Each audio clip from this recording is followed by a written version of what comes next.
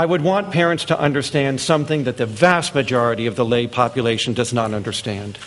Self-control is not learned.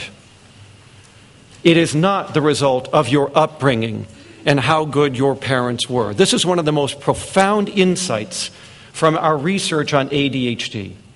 ADHD, as we will see, is largely a neurogenetic disorder. But then let's pursue the implication. If that is true and ADHD is a self-regulation disorder, then self-control is largely neurogenetic in origin. That has a philosophically profound conclusion. The vast majority of variation in the people sitting in this room and their ability to manage their behavior is not from how they were raised. It is a part of who they are. It is a part of their neurogenetic gifts.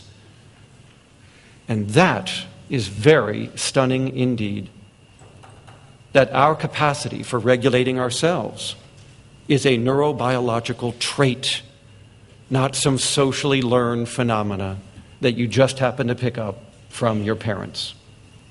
So I would want them to know that ADHD, being a self-regulation disorder, is arising out of neurogenetic causes, and that this inability to direct behavior toward yourself comes from impairments in the following 5 executive abilities. And these have to do with brain development, not with training. It does not mean that training cannot enhance them. It means that they don't originate at the beginning in training, in the social environment. The social environment requires that they be there already, and then it will help to shape them to become more proficient. Think of your language ability. You didn't learn language, but it doesn't mean that you can't become more proficient in how you speak and how you write. But speaking and writing are not accounted for on the basis merely of training by your parents. You're going to develop a language no matter where you grow up. That is a neurobiological trait, and it unfolds as the brain unfolds. It is an instinct, and so is self-control. But self-control can be reduced to these 5 things. What are the 5 things you do to yourself? These are the things your child struggles to do. Number 1, can you stop? Can you wait? Because as Rabelais said in the novel Gargantua, which most of you have never read, I'm sure, but it is where this phrase comes from. Everything comes to those who can wait. The waiting is the tough part. You must build in a pause between the event and what you plan to do about it. And in ADHD, there is no pause. The event happens, and your response is up, out, done. It is as if there was no front part to the brain. It is as if you were like any other species with a spinal cord.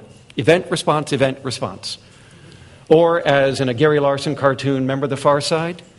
2 amoebas, a husband and wife, talking to each other. One amoeba, the wife, of course, says to her husband, stimulus, response, stimulus, response. Don't you ever think? Characterizes ADHD right there. Right? Don't you ever think?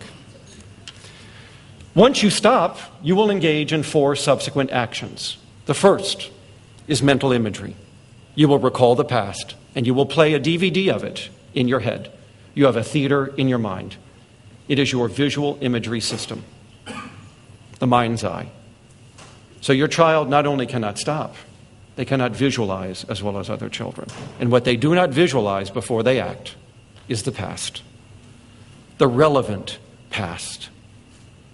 Do you have experiences in this situation previously? If so, what would they have told you to do? Lay people call this hindsight, and the word sight is no coincidence. You are visually imagining your history. What does it have to say? And you lack hindsight. Now, this will lead to foresight. You look back to anticipate. What does ADHD lead to? No foresight. You are not thinking ahead because you weren't looking back either. Hindsight and foresight are the opposite sides of the same coin. Visual imagery. So you will not use your images of your past to tell you what to do. You will just do. And then by 5 years of age, you will get the 3rd executive deficit. You can't talk to yourself. Young children by 5 years of age are beginning to internalize their speech and use it on themselves. Just watch any first and second grade classroom and you will see this. If you have a 3 to 5-year-old, you'll hear it. They're talking to themselves out loud most of the day, whether anyone is in the room or not. Listen to bedtime and you will hear what I mean. But over the next 10 years, this external voice gets directed to themselves and slowly made private and mental in its form. And so originates the voice in your head. And that voice in your head is there for one very important reason. It's to help control yourself. You start telling yourself what to do, and it starts to work. And now, any family I would explain this to would understand that not only can your child not stop, not only do they not have the mind's eye, they don't have the mind's voice. And what is there is very weak. It's not controlling them. So now you know why they can't do what you tell them to do. They can't follow instructions, they can't follow rules, they can't internalize the rules of the situation, because everything I have just said requires a voice in your head, and they don't have that. The next comes from the first three, and that is the mind's heart, the ability to manage your emotions so that they are more socially acceptable, so that they are consistent with your goals, not conflicting with your welfare. And so we will see the ADHD child, as we've already described them, easily frustrated, quick to anger, impatient, and just overall more excitable and more emotional than others.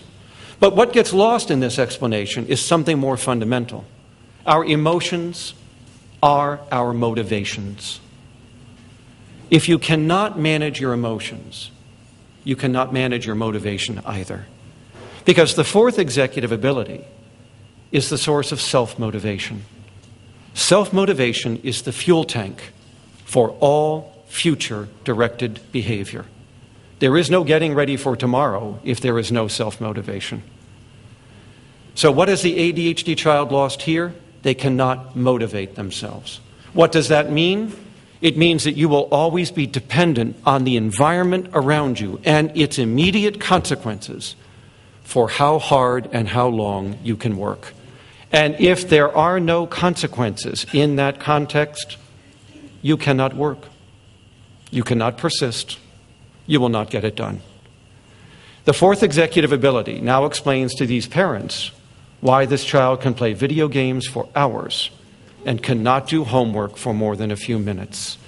Because the video game provides external, continuous, 100% consequences for interacting with it, and the homework does nothing. When a problem is solved on a sheet of paper, nothing happens. The consequences are delayed, and therein lies the trouble. So the corollary of this is if you want to see an ADHD person fail, you put him in any environment where there are no consequences, and I guarantee you failure. The work will not get done because the person cannot self-motivate. And this is not a choice, and this is not willful, and this is not a child who just could, if they wished, wake up tomorrow and smell the coffee and get busy and do the work. They cannot. This is an internal, neurogenetic, executive failure. You can't self-motivate like other people. So it doesn't matter what your goals are, you won't get there. Because self-motivation is required for all goal-directed action.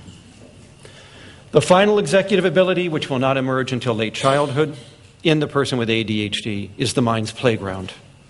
This is the ability to plan and problem solve. How many different possible options can you generate right now to get around this problem?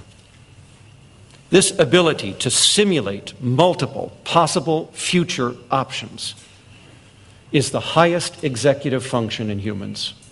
It is the source of all cultural innovation, but it originates in problem solving. How quickly in your mind can you think of multiple ways to overcome the problem you just encountered? And people with ADHD will struggle with this one as much as with the others. So if you want to understand ADHD as a parent, you have got to understand these are the 5 things that are delayed in this child. The ability to stop, to use visual imagery, to use your mind's voice, to use your mind's heart and emotion and motivation, and when called upon to do so, to simulate multiple possibilities when faced with a problem or when planning out what you hope to do. Planning and problem solving.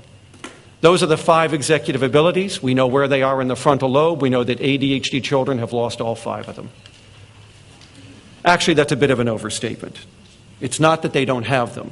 It's that they are quite delayed. And we will discuss the delay in a moment.